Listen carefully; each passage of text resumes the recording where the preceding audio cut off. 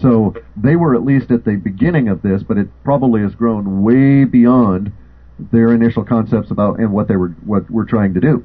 Mm-hmm. So Harp nonetheless, it's not good that we're breathing in this crud, and it's also not good that they're beaming all this stuff up to heat up the atmosphere in a particular time of our planet when our ionosphere is already weak and under a lot of pressure because the magnetosphere is degrading. Yes. Well, hey, let me throw a couple keywords out there for you, Cliff. I'm trying to watch the chat here. I want to be sure to get to some people's questions. Sure. Let me throw out some keywords at you, and then I'll just let you take it and cover them how you feel is important. Okay. Definitely the 15% thing is something. The global shift, as far as consciousness, and let me scroll up here a little bit. Somebody asked about, is high resonance the key to transcending these troubles? And no, actually, I don't think we transcend anything, and it's foolish to even think that way. You know, the whole idea of peace, light, and love forever doesn't really fit universe.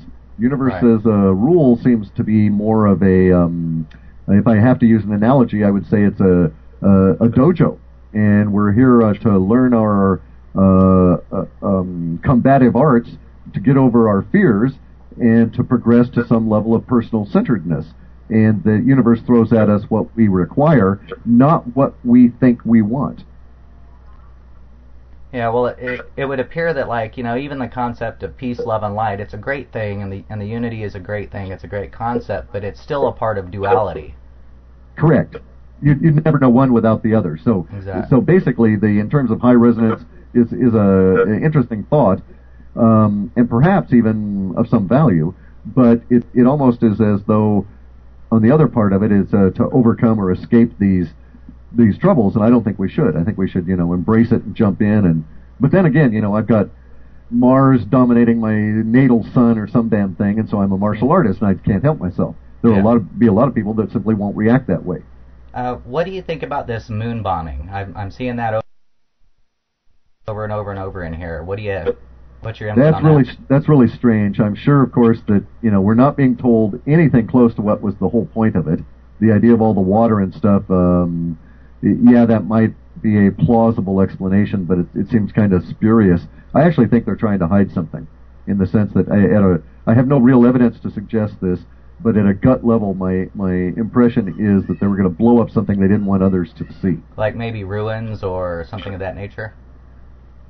Or I'm sorry, I didn't get that. Like maybe ruins, or maybe even a possible covert base that our government has there, or another government?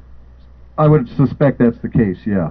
Yeah, ruins or a base that we've got there. There appears to be, in spite of the woo-woo nature of saying it even, there appears to be more and more evidence leaking out of a secret U.S. space program, or let's not even call it space, let's call it hyperdimensional technology, because it's beyond space and time.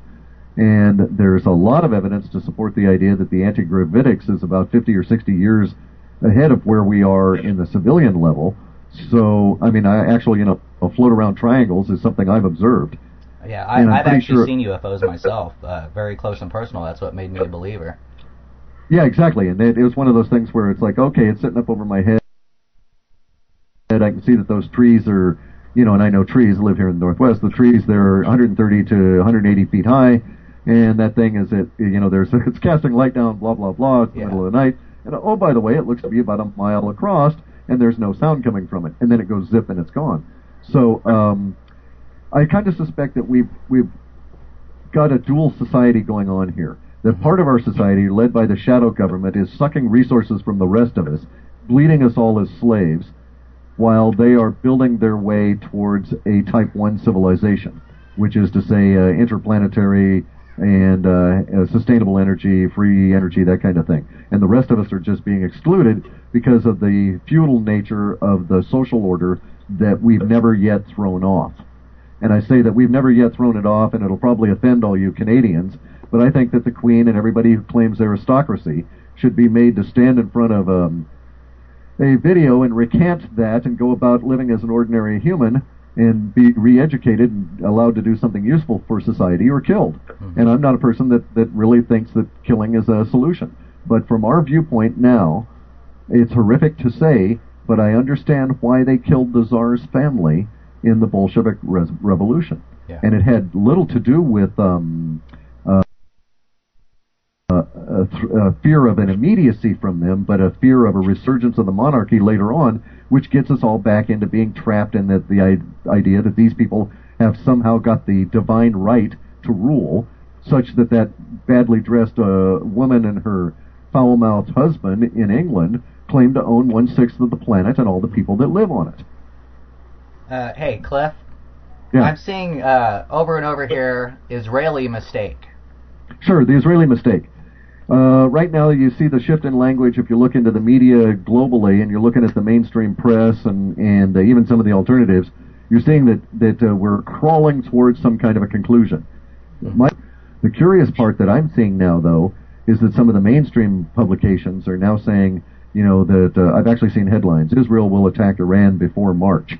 So some of those things were saying that kind of language in a vague sense. They weren't giving dates, but they were saying, the Israeli attack is basically on, that the Iranians need to be taught a lesson, blah, blah, blah. And this, in late last year, they were saying that we would see it in 2009. Now some of those same publications are holding out this March view. So I don't know if we're dealing with a psyop to, at any of the various different levels that could be implied, or if in fact there's something that is starting to push the pressure back. But here's the one thing that I do know at the moment. Okay. That they won't release the Israelis or allow the Israelis to attack Iran as long as there is some need or hope on the part of the political minions and the powers that be for the existing economic system.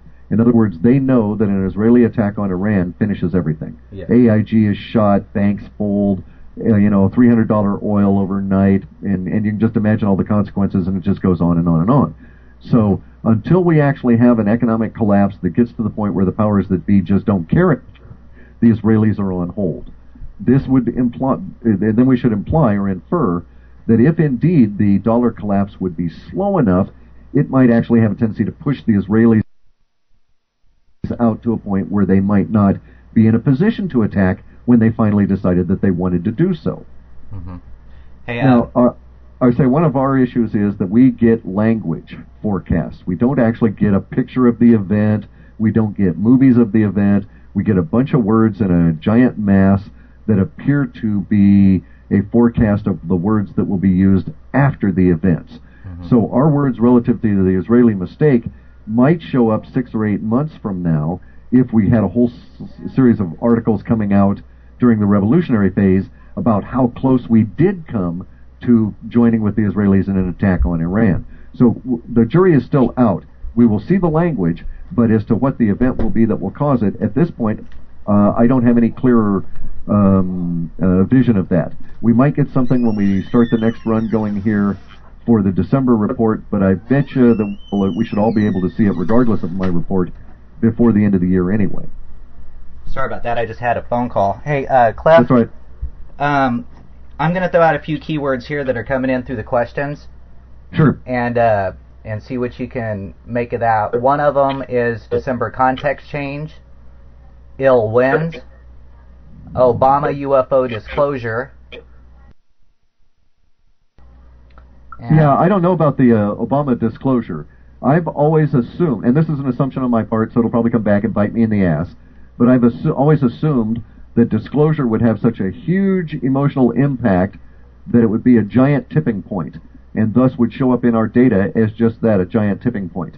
Yeah. Now, it's true we've got some of those for 2011, but it's also true that we see the alien wars showing up before then, so I don't know that I don't have anything in my data that would suggest that Obama's going to do disclosure in the rest of 2009 or even up until March or April of 2010. Okay. It may show up then, but and it could actually be hidden then in the sense that Obama could, according to the way we see our data shaping up, he could come out next March and get on TV and say, yes, here's all these space aliens, and contact is real. And it won't matter much because we'll be in the midst of active revolution and there won't be a whole lot of people paying attention. Okay. Plus, there's one other thing going against that. What's that? And that is that Obama hasn't got the security clearance to find out about these guys. Well, this is true. We know there's how many levels above the president? At least 27. Wow.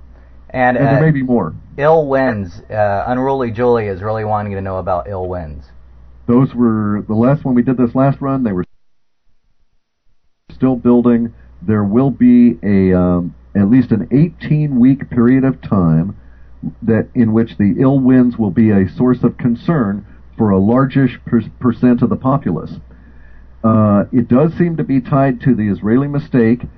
We can see some interpretation that would suggest that the ill winds will be active in spite of the Israeli mistake. At least one of the episodes of the ill winds will be in the January, February, and probably from, say, the 22nd of January all through February and maybe into the early part of March of next year. I suspect that one is related to the onset of the more lethal form of the swine flu.